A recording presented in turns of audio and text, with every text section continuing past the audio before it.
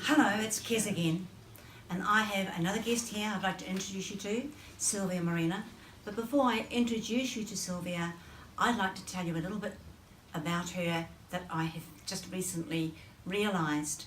I have been following Sylvia for the past 30 years in newspapers and posts when I lived in New Zealand and now in Australia. I've read her regularly and I found her posts absolutely inspiring.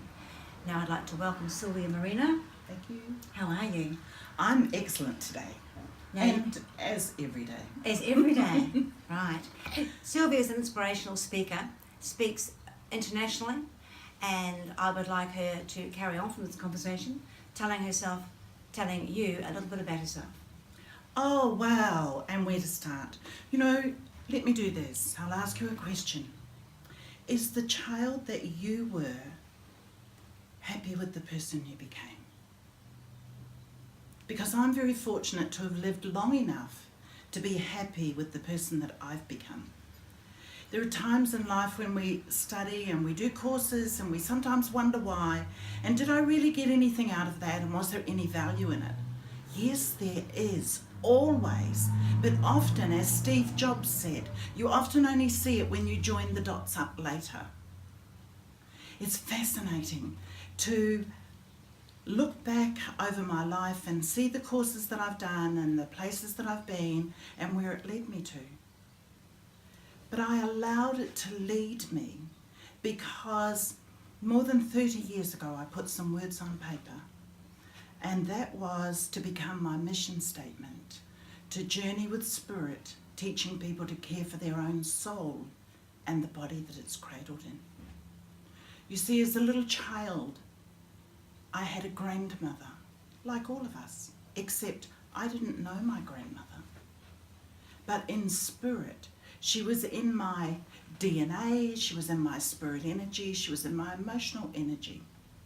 And I knew that if I tuned into that energy, it would guide me to where I needed to be. And there were times when I didn't understand life. And so it was like I needed to put my own life into a little cradle and just look after it and care for myself, which later I became to recognize as being my own soul and being able to care for it so that I could move into the next life experiences and life's growth. Kez, I think that you've probably lived for long enough to know those experiences too. Certainly have. And I've followed many inspiring speakers.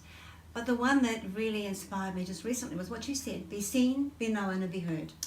And I took that on board because we all need to nurture ourselves, look after ourselves, and I don't think we do enough of it. I think we're too busy following what the world expects of us and not following what our spirit says to do. Now, while I've got Sylvia here, she's also an author, and this is her latest book. If I can just lift it up a little bit to you. And it's to be released when? 29th of March this year. 29th of March, and I'm lucky enough to be invited to the opening of this book, along with 4 other authors, or 3? Mm-hmm. 4 other authors. So it's going to be something to look out for. I'm going to read it, and I hope you do too. I'm going to take this chance to let Sylvia explain her legacy. My legacy is to leave my story, and that is exactly, Kez, why I wrote the book.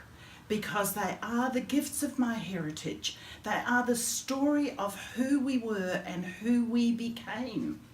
You see, the child that so often felt misunderstood, the child who had difficulty knowing where they belonged in life, and I'm sure I'm not the only one. And so for you who feels that you haven't yet found your place of belonging, I wrote this book for you.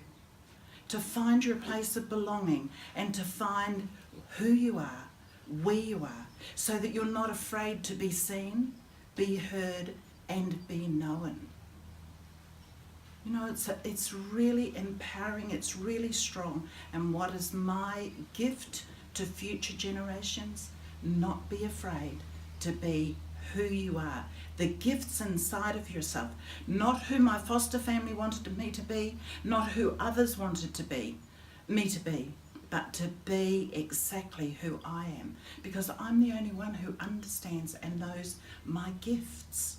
My gift of art, my gift of speech, my gift of my creative mind, my gift of educator, my gift of mother, sister, wife, friend. And you can be those things too. I'd like to help you through the pages of my book, The Gifts of My Heritage. Thank you, Sylvia. And I love this woman, I'm sure you will too. Please tune in and listen to what we've had to say, and I will see you next time. Thank you. Thank you.